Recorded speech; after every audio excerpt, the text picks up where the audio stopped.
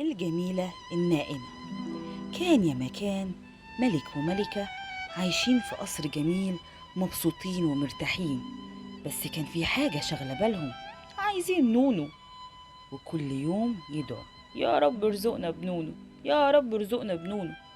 وفي يوم والملكة في جنينة القصر شافت ضفدعة خرجت من المية وقالت لها: ما تزعليش، قريب جدا هيجيلك نونو. الملكة من فرحتها راحت تقول للملك نبوءة الضفدعة. وبعد شهور الملكة ولدت نونو، بنوتة جميلة. الملك والملكة قلبهم زقطت من الفرحة، والنونو كانت جميلة جدا ما شاء الله. وفي أسبوع النونة عزموا أصحابهم وملوك وأميرات البلاد جيرانهم، وكمان عزموا الساحرات اللي في المملكة يدوا للنونة الأميرة الصغيرة حاجات حلوة. المملكة كلها كان فيها 13 ساحرة، واحدة منهم عجوزة لوحدها، محدش يعرفها ولا شافها ولا سمع عنها حاجة من فترة. فالملك قرر: خلاص مش هعزمها، أنا ما عنديش غير 12 طبق دهب، مش لازم أقول لها تيجي. بعد ما الأسبوع خلص كل ساحرة قربت من الطفلة تديها هدايا سحرية. أول ساحرة ادتها وش جميل، تاني ساحرة ادتها أفكار إيجابية، تالت ساحرة ادتها إنها تكون حبوبة ولطيفة، رابع ساحرة ادتها رجل رشيقة ترقص بيها بخفة، خامس ساحرة ادتها صوت حلو تغني بيه. وفضلوا الساحرات ورا واحدة يدوها هدايا لحد ما جه دور الساحرة ال11. وفجأة الساحرة العجوزة جات، وكانت متنرفزة ومتضايقة إنها الوحيدة اللي ما تعرفش وما اتعزمتش كمان. فمن غيظها قالت: هديتي للطفلة هتكون لما الأميرة توصل ل15 سنة صباعها هيتعور من إبرة مغزل خياطة وتموت. حاجة فظيعة خالص. وبعد ما عملت كده مشت بسرعة. طبعا كل الناس في السبوع اتخضت من لعنات الساحرة العجوزة، والملكة قعدت تعيط ومرعوبة من اللي هيحصل. بس كان فاضل الساحرة الأخيرة رقم 12.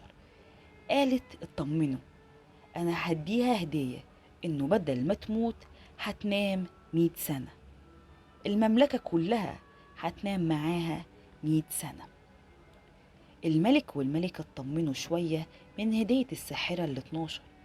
بس الملك زي كل الأبهات عايز يحمي بنته من الإبرة ومن شكتها، فصدر أمر وفرمان إن كل الإبر والمغازل تتحرق وما عادش حد يستخدم الإبر دي خالص. وبعد أيام وسنوات كبرت الأميرة وفيها كل الصفات اللي خدتها هدايا من الجنيات.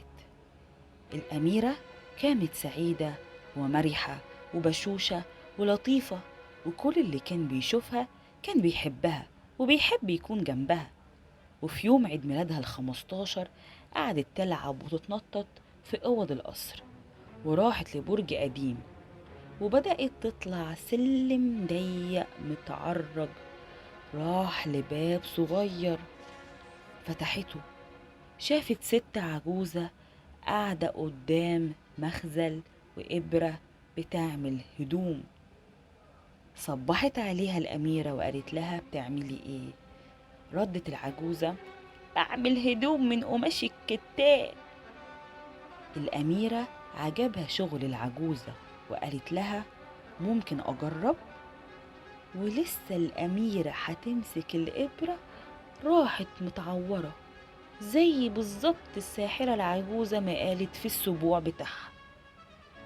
راحت الأميرة مرمية نايمة، كل اللي في القصر ناموا ناموا ناموا، الطباخ اللي في المطبخ واللي بيغسل الصحون، والكلاب سكتت ونامت، والحمام والدبان بطلوا حركة وناموا.